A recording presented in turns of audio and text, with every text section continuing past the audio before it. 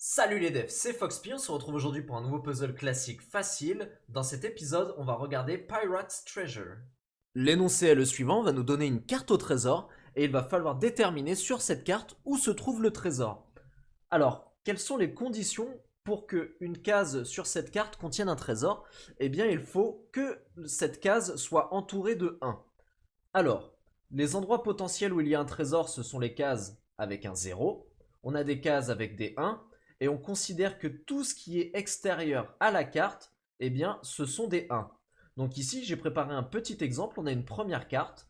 Ici, on a un 0 qui est entouré de 1 et de l'extérieur de la carte. Donc, le trésor, il est ici. Sur cette carte-là, par contre, le trésor, il est au centre, puisqu'ici, il est entouré de 1. Donc ça, c'est juste pour illustrer la manière dont on va trouver le trésor sur cette carte. Alors, ce qu'il faut savoir, c'est que en entrée, on va donc nous donner la largeur de la carte et la hauteur, et ce ne sera pas forcément un carré, ça pourra être un rectangle. Et ensuite, ce qu'il faut déterminer, eh bien, c'est tout simplement est-ce qu'une case est entourée de 1 ou de cases extérieures à la carte. Alors, pour ça, dans l'algorithme que je vais utiliser, je vais faire un petit calcul.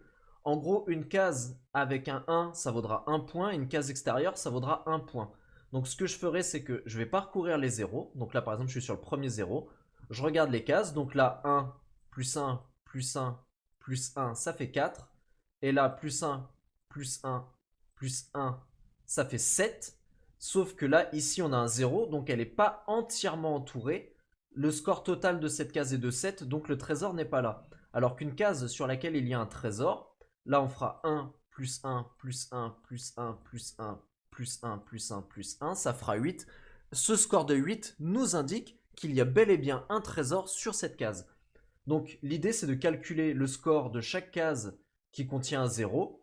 Et à partir de ce score, on regarde si ce score vaut 8, c'est qu'on est sur le trésor. Si ce score est inférieur à 8, c'est qu'on n'est pas sur le trésor. Donc je le répète, les cases extérieures valent 1 point. Les cases où il y a un 1, elles valent 1 point. Et à partir de ce petit algorithme-là, eh bien, tout simplement, on va retrouver le trésor sur notre carte. Alors on a quelques contraintes. La largeur de la carte, elle sera comprise entre 2 et 25, et la hauteur sera comprise entre 2 et 25, sachant qu'il n'y a qu'un seul trésor par carte.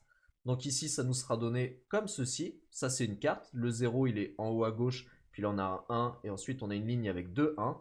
Et en sortie, il faut donner la position du trésor. Donc là, il est en 0, 0, sachant qu'effectivement, le 0 sur l'axe des abscisses et le 0 sur l'axe des ordonnées est en haut à gauche. Autrement dit, quand on va se balader sur la droite, et bien sur l'axe des abscisses, on ira dans les positifs. Et quand on descendra, et bien sur l'axe des ordonnées, on ira dans le positif. Donc là, on a tous les éléments pour déterminer eh bien, où se trouve ce fameux trésor. On peut donc commencer à coder. Alors, tout ça, je ne vais pas en avoir besoin. Hop, ces commentaires-là, je les vire. Et je mets mon petit commentaire habituel. Et on est parti. Alors, W, eh bien, c'est la largeur de notre carte, c'est un int. H, c'est la hauteur de notre carte, c'est un int. Je vais instancier une variable qui va s'appeler treasure map, qui sera notre carte au trésor. Donc, elle va contenir dans une liste toutes les lignes de notre carte. Je vais instancier un booléen qui va s'appeler treasure found, qui sera égal à false au début. Ce booléen passera à true dès qu'on aura trouvé le trésor. Et enfin, je vais instancier deux variables pour les coordonnées de mon trésor, donc xTreasure qui sera la coordonnée en x du trésor et yTreasure qui sera la coordonnée en y de mon trésor. Ici maintenant, dans cette boucle for i in range h, je vais récupérer ma carte. Donc hop, on récupère la carte. Et ici, tout simplement, ça consiste à ajouter à treasure map la ligne, donc l'input.split qui nous est donné par Coding Game. Et à partir de maintenant, on va parcourir la carte pour trouver le trésor. Donc, on parcourt la carte pour trouver le trésor. Alors, d'abord, on va la parcourir de ligne en ligne. Donc, for e line in enumerate treasure map. Et ensuite, on va parcourir les lignes, donc case par case. Donc, for j, alors là, j'ai appelé ça des spots. Donc, for j spot in enumerate line. Et ici, je vais instancier treasure found qui sera égal à false. Et donc, Là, on parcourt chacune de nos lignes, donc on se balade sur l'axe des ordonnées. Ici, on parcourt l'intérieur de la ligne, donc on se balade sur l'axe des abscisses. Et à partir de maintenant, ça veut dire qu'on se balade de case en case et on veut tester si eh bien, un spot est égal à 0. Donc if spot est égal à 0, ça veut dire que c'est une case qui potentiellement va contenir un trésor. Et donc là, on va avoir treasure found qui sera égal à ce que renvoie la méthode check if treasure. Et on va lui envoyer treasure map, I, J, W et H. Alors cette méthode, on va la coder après. Tout simplement, si on a trouvé le trésor, et bien treasure found passera à true. Sinon, il restera à false.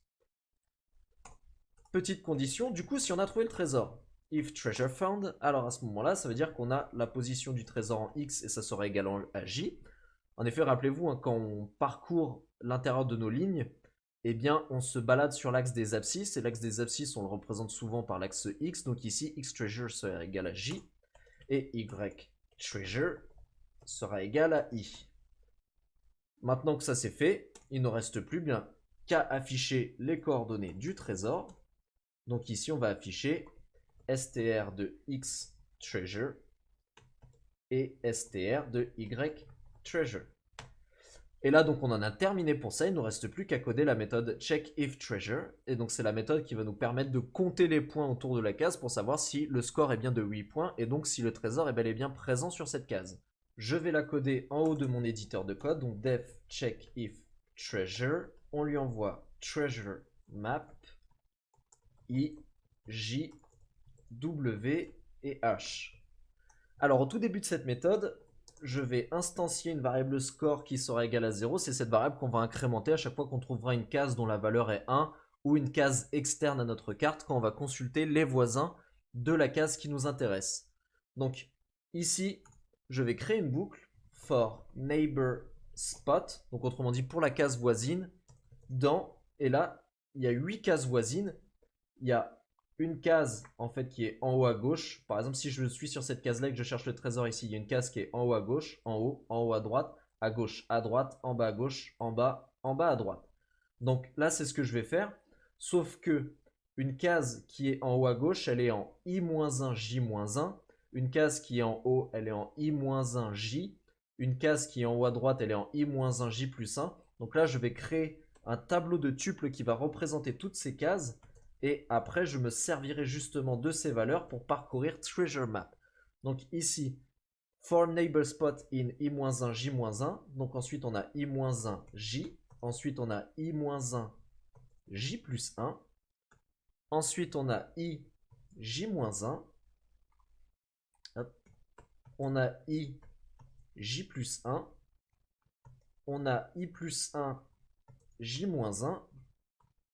On a i plus 1, j. Et on a i plus 1, j plus 1. Voilà. Donc ça, mon tableau là, il est codé. Donc ça, c'est toutes nos cases. Hein, c'est leurs coordonnées. Et maintenant, ce qui va se passer, donc on va créer nos conditions pour savoir si on incrémente le score ou pas. Donc if neighbor spot de 0. Alors neighbor spot de 0, du coup à chaque fois ça sera l'élément à l'indice 0 de chacun des tuples. Et là on va regarder si sa valeur est inférieure à 0. Autrement dit, pour à l'indice 0 c'est les i, donc c'est l'axe des ordonnées, c'est les y. On va regarder s'il est au-dessus de la carte. Donc s'il est au-dessus de la carte ou qu'il est en dessous de la carte, donc autrement dit, si neighbor spot de 0 est supérieur à h-1, en effet, notre carte, elle fait h de hauteur. Donc le dernier élément, il est à l'indice h-1. Donc si notre i-1, il est supérieur à h-1, ça veut dire qu'il est juste en dessous ici. Et donc à ce moment-là, il n'est pas dans la carte. Donc ça compte comme s'il y avait un 1. Rappelez-vous, hein, tout autour de la carte, on imagine que ce sont des 1. Donc là, j'ai fait ça pour l'axe des ordonnées, mais je vais également coder ça pour l'axe des abscisses. Donc, or neighbor spot de 1 inférieur à 0, or neighbor spot de 1 supérieur à W-1. Il est où mon W? Hop, W-1. Bon, très bien, bah à ce moment-là, on incrémente le score de 1. Ça veut dire que la case, elle est à l'extérieur de la carte. On considère que c'est un 1, donc on incrémente notre score. Il y a une deuxième condition dans laquelle on est susceptible d'incrémenter notre score, c'est si la valeur de cette case voisine vaut 1. Quand je suis ici et que ma case voisine vaut 1, je veux incrémenter mon score de 1 également. Donc si treasure map de neighbor spot de 0, neighbor spot de 1 est égal à 1, alors je veux incrémenter mon score de 1. Donc treasure map, c'est une liste qui contient toutes nos lignes. Chaque élément de cette liste correspond en fait à une ligne, et une ligne, ben, c'est se balader sur l'axe des ordonnées. Ici, le i, c'est ce qu'il y a l'indice 0 de chacun de nos tuples, et donc c'est ici qu'on va se balader sur l'indice des ordonnées. Donc là, mon premier élément, j'indique dans treasure map ce que je veux aller chercher à mon indice des ordonnées, et ensuite dans cette ligne-là, j'indique en fait sur mon axe des abscisses la case que je veux consulter, et donc ça sera le j ici, ou j-1, ou j+1, en tout cas ça sera l'élément à l'indice 1 de mes tuples ici. Donc là on incrémente le score. Juste petite parenthèse, hein, mais on aurait pu ici mettre un OR et le faire en une seule condition. Par exemple ici on aurait mis OR, on aurait fait un retour à la ligne, on aurait pu mettre treasure map neighbor spot 0 neighbor spot 1 est égal à 1. Bon, je l'ai fait en deux conditions. Et donc là on en a fini pour notre boucle for. Donc on veut retourner true or false suivant le score. Donc si le score est égal à 8, ça veut dire que notre case qui est égale à 0, elle est entourée de 8, 1. Donc autrement dit, c'est que le trésor est là, donc on renvoie true. Et sinon, c'est que le trésor n'est pas là, on retourne false. Et donc là, on a terminé de coder la méthode checkIfTreasure. Et le programme est terminé, on va pouvoir lancer les tests. C'est parti. Et il y a tout qui passe. Donc c'est un 100%, l'exercice est résolu. On va à présent regarder le code de la communauté, donc j'ai sélectionné le code de Bibou. Donc au tout début, l'instancien set qui contient des tuples ici qui vont permettre de consulter les cases voisines quand on va tomber sur une case où il y a un 0 pour déterminer si c'est un trésor. Donc là, il y a la méthode treasure, on va la voir après. Alors ici au début du code, donc du coup il récupère la largeur de la carte, la hauteur de la carte, et grid ici c'est l'équivalent de mon treasure map, en gros il récupère toutes les lignes et leur contenu. Ensuite for i in range h et for j in range w, donc là en gros il parcourt ces lignes et ensuite il parcourt l'intérieur des lignes, et il envoie at treasure i j, donc la position sur l'axe des ordonnées et la position sur l'axe des abscisses, et bien pour déterminer si cette case est un trésor ou non. Donc on arrive dans treasure. Ici, il déclare comme global grid dirs h et w. Ici, si grid de ij est égal à 1, c'est ce que ça veut dire. À ce moment-là, on renvoie false puisque une case qui est égale à 1 ne peut pas être un trésor. Donc on renvoie directement false. Bon, si jamais ça n'était pas le cas, alors à ce moment-là, on peut atteindre la boucle suivante. Et là, on va parcourir les éléments de dirs. Donc on va parcourir tous les tuples dans ce set. Et là, on va récupérer les valeurs dans DI et DJ. Donc par exemple, si on est au premier tuple, ici les valeurs c'est 1, 1. Donc DI sera égal à 1 et DJ sera égal à 1. Ensuite, il y a deux variables, donc II et JJ. La première sera égale à I plus DI et la deuxième sera égale à J plus DJ. Donc là, imaginons qu'on était sur la case 0, 0. Donc on envoie I égale 0 et J égale 0. On parcourt notre premier tuple qui vaut 1, 1. Donc II sera égal à 0 plus 1, donc 1. Et JJ sera égal à 0 plus 1, donc 1. Donc ça nous donne la position d'une case voisine. Et là, ici, on a les conditions en fait, qui permettent de déterminer si la case voisine est un 0. Et donc, à ce moment-là, on ne peut pas avoir, pour la case actuelle, un trésor. Donc, si II est compris entre -1 et h, donc autrement dit, s'il est sur la carte dans l'axe des ordonnées, et si JJ est compris entre -1 et w, donc autrement dit, si on est sur la carte par rapport à la largeur, et que grid de IIJJ n'est pas égal à 1, donc autrement dit, grid de IIJJ est égal à 0. Donc si on est sur la carte et que la case est égale à 0, à ce moment-là, ça veut dire qu'il y a une case voisine qui contient 0. Donc si on fait la référence à mon score par rapport à mon programme, ça veut dire qu'on ne pourra pas atteindre le score de 8. À ce moment-là, on renvoie false. La case sur laquelle on est ne peut pas être un trésor.